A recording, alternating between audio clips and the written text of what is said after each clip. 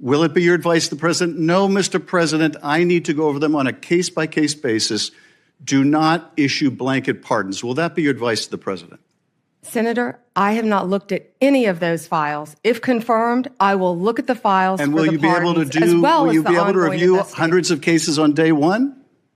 I will look at every file I am asked to look at. Of course you won't. So will you advise the president? Can I answer the question? Well, my question I would have plenty of staff. You said, of course you want. You'll be able to review hundreds of cases on the first day? I'm not going to mislead this body, nor you.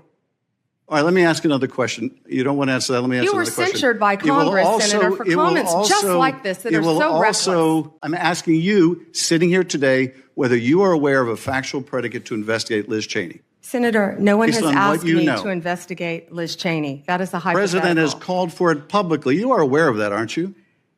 No one has asked me to investigate. But the president Liz. has We're called, also worried about Liz Cheney, the Senator. President has you know called what we for should this. be worried about? Ms. Bondi, the please crime rate answer in my California questions. right now you are is aware, through the roof. Ms. Bondi, Your robberies are 87% higher than the national average. My question is this. That's what I want to be focused on, Senator. Do you have the power to say no to the president? General. Senator Hirono, I wish you had met with me. Had you met with me, we could have discussed many things and gotten to know. I'm listening to you now. Could you respond to the question?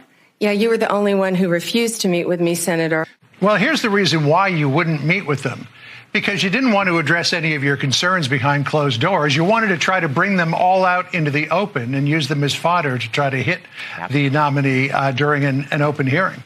And, Bondi was getting a lot of, will you do Trump's bidding? And I think she did a very good job in pushing back against that to say that her record has always been apolitical, that she's just gone after the bad people. Congratulations on your nomination. I'm so glad that you've been nominated, as we discussed when we had the chance to meet. Thank you. It was a pleasure to work with you as a state attorney general for a number of years, and I'm delighted to see you here today before the committee. I look forward to your confirmation. You will be confirmed.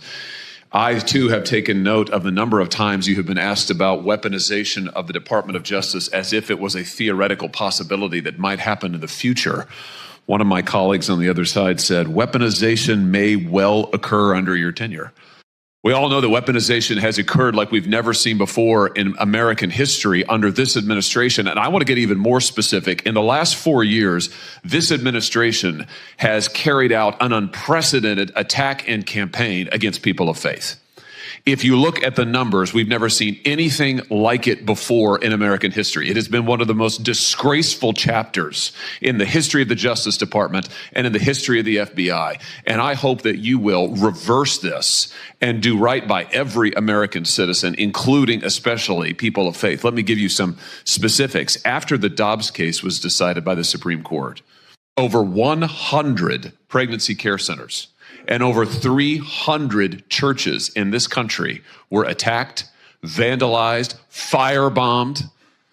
Do you happen to know off the top of your head how many prosecutions Merrick Garland's Justice Department brought in those cases? I do not, Senator. It's a stunning number. It's 2.